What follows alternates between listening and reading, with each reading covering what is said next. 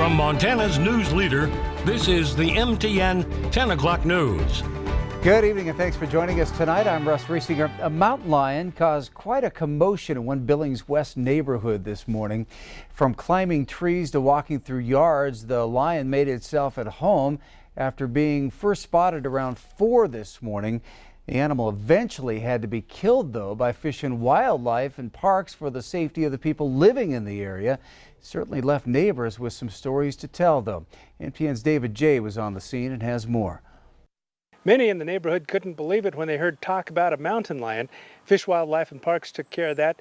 And as it turns out, because of the dry weather and the drought, mountain lions are finding their way into the city limits. For these big predator animals, they're pretty desperate to go out and get food. And a lot of times they'll actually move to urban areas because there is food available. Sergeant Matt Ladd, a game warden with Fish, Wildlife, and Parks, along with another game warden and a biologist, responded. This particular lion was a male lion. Typically big adult male lions are by themselves. They have territories. From a biological standpoint, this was pretty classic for a big male to be by himself. Someone spotted the lion around 4 a.m. and later others saw him in other parts of the neighborhood. He came from the back and jumped up in our aspen. We have some tall aspens in the corner. And so he was sitting up there and he looked pretty big. He was panting and he was hot. You could tell he was thirsty, poor thing. He didn't know what to do. He was scared. You see them in the movies and then you see them like farther away when they're actually on camera and stuff like that. And you don't think that they're just gonna be sitting in the tree. They're pretty aggressive. He was sitting up in the tree, scared. Like he wanted to leave. He jumped down, which we got scared because we're like, where's this cat gonna go? And then he pops into some bushes and goes around and tries to get as far away as possible. Sergeant Ladd says shooting the lion when it gets into the city is often the best option. They don't do well with human contact, so that's the reason that we don't relocate them, because we worry about future contacts with humans. One recommendation I have for people is to keep your pets in at night, especially because that's when mountain lions are typically hunting. In Billings, David Jay, MTN News. Well, Ladd says these weather conditions also mean that bears will get into urban areas. His recommendation with that is to put away things with a food scent, such as barbecue and garbage cans. Smoke drifting in from various wildfires in Montana, not only making the skies hazy at times, could also impact your health. We talked to a local doctor today who says the bad air quality can affect those with pre-existing medical conditions, especially conditions like asthma, so you may need to keep an inhaler handy. You may also want to change or clean the filters on your AC unit or consider buying an air cleaner and limit time outdoors if it bothers you. It's difficult for folks who have to be outside. I think probably some advice is to take breaks, lots of breaks, keep yourself really well hydrated, pay attention to yourself. If you're starting to feel lightheaded or you can't breathe well or you're wheezing, it's time to go get checked for those things. And that's honestly what I encourage a lot of folks to do. If you're having a lot of issues with cough and shortness of breath, go see your doctor and have a discussion with them about what they can do to help with that. Peterson says it's important to keep an eye on air quality if you're going to be outside for long periods of time. Now turning to Chief Meteorologist Ed McIntosh, that smoke doesn't appear to be going away, and the heat definitely isn't going away. In fact, we could be setting some new records. It will certainly be in the neighborhood, and part of the reason we may fall short of some of those records is going to be because we've got the smoke in the air. So temperatures moving up into the 90s to triple digits pretty consistently, especially Saturday all the way through Tuesday. We could have a pretty good string of days with hot temperatures. So while we may not set those daily record highs, it will be a broken record of hot temperatures, especially when you start considering much warmer overnight temperatures. So we'll either be dealing with smoke and some breathing concerns from that or from the heat, and you definitely should take a break from that in the afternoons as much as you can. We'll break down a lot of the forecast details. There's a lot to talk about with weather in just a little bit. Well, crime is a growing concern among many here in Billings, and tomorrow Republican Senator Steve Daines will be in town for a discussion about it. Billings, like many other places, has seen a rise in violent crimes recently with a spate of shootings. Daines was invited by City Administrator Chris Kukalski as the city tries to gain support for another public safety mill levy this fall. Members of law enforcement and corrections, including the police chief and sheriff, the district attorney, judges, and other local representatives are expected to attend. Well, at the beginning of the COVID-19 pandemic, unemployment numbers soared to record highs, but today, claims across the country have now reached a new pandemic low. The Labor Department reports today the jobless claims fell by 26,000 last week, down to 360,000 total claims. The unemployment rate nationally for June was 5.9%. Claims have been decreasing since January. Experts predict the economy will expand by 7% this year as the U.S. continues to recover from the economic crisis. Well, the unemployment numbers are even lower in Montana than most states, but for a long time that didn't exactly mean more people were heading back to work.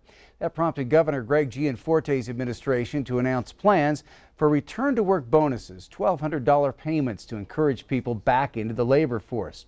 Well, now we're learning just how many people are using that program. MTN's Jonathan Ambarian has the details. The return-to-work payments were made available to about 22,000 Montanans who were receiving unemployment benefits as of May 4th. If they take a job and continue working there for at least 4 weeks, they'll be eligible for the $1,200 payment. The Montana Department of Labor and Industry released data on the project through last Friday, July 9th. The department has received just over 3,200 applications for return-to-work payments. 21 applications have been approved and $21,600 have been dispersed. 29 applications have been rejected. DLI says at this time there's no data available on why those applicants didn't qualify. Most of the applications are still being processed. Employers across Montana have reported challenges in finding workers. The bonus program is intended to give people an incentive to re-enter the labor force, in conjunction with the state's decision to end supplementary pandemic-related unemployment benefits. Representative Lou Jones, a Republican from Conrad, says he didn't expect many applications for the bonuses until after those changes to benefits took effect June 27th. He says the state has already seen a notable decrease in claims for unemployment insurance. Given we're only 2 weeks into the uptake program, it seems to be working.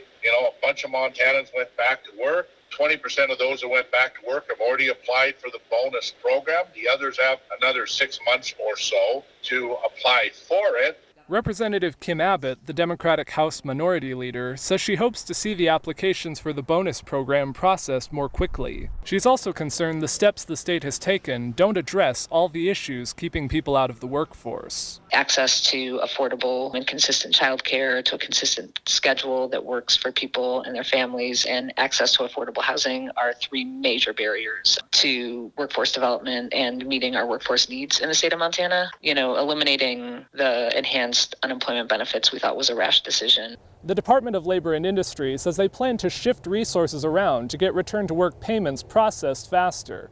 They also expect to have updated numbers on the program by the end of this week. In Helena, Jonathan Ambarian, MTN News.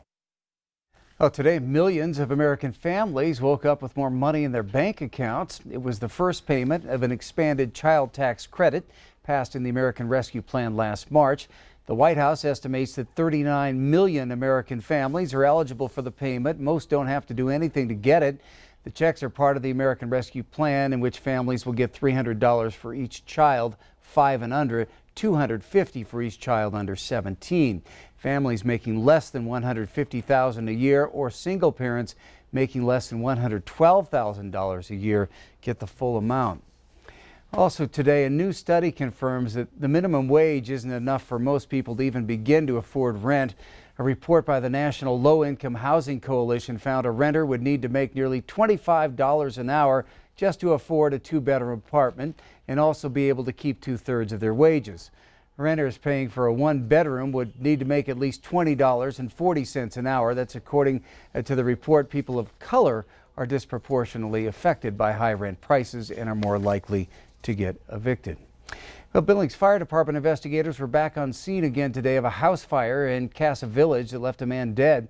Q2's Shaquille Cozart heard from desperate residents who noticed that fire yesterday evening from their own backyard. Billings firefighters responded to a home fire at the home behind me at the Casa Village Mobile Home Park near Monad Road, where one man was pronounced dead. The neighbor of the victim said they tried to pull him from the home, but it was too late. According to police, the fire started Wednesday at around 6:30 p.m. The victim, who has not yet been identified, was on the exterior porch of the home when neighbors attempted to pull him from the blaze.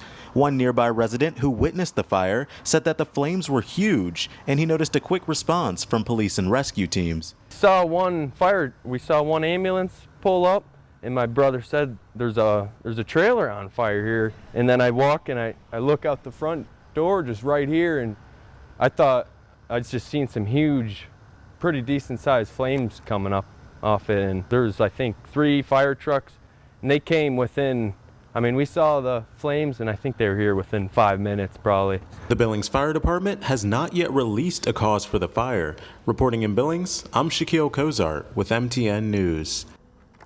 And again, the name of the victim has not been released. No one else was injured in that fire. Missing endangered person advisory has been issued for a woman who was last seen here in Billings on July 4th.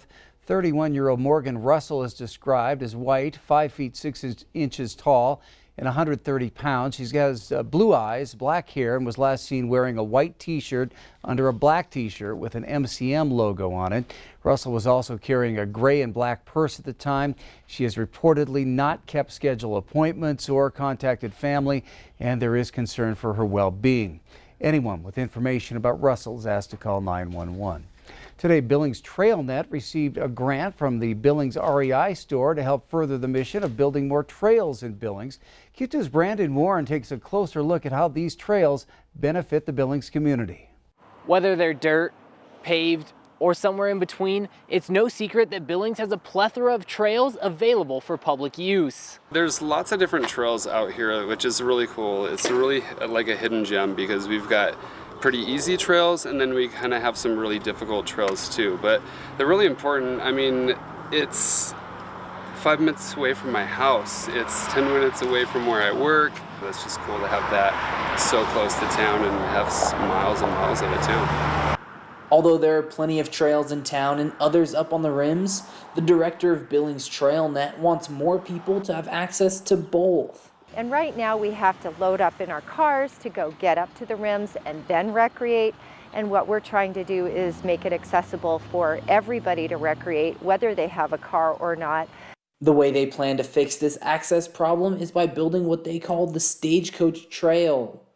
This trail would allow foot and bike traffic to and from the rims.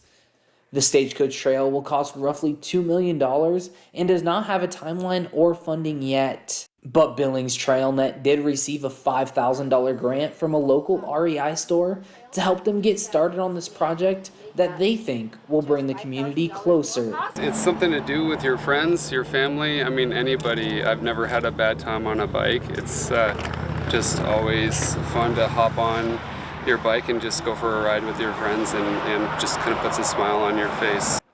Billings has trails in over a dozen communities, all of which are free and open to the public. In Billings, Brandon Warren, MTN News. Also, Billings TrailNet is currently selling tickets to its annual Ales for Trails fundraiser. For more information on how to obtain tickets, you can visit ktvq.com. Still ahead on the MTN 10 o'clock news here on Q2, a sign that the pandemic is far from over as a surge in COVID cases has America's largest county reinstating its mask mandate. Health Watch is coming up next. And later in sports, at the starting line, the Montana Mile will once again open the Big Sky State Games. We'll run down the action coming up in just a bit.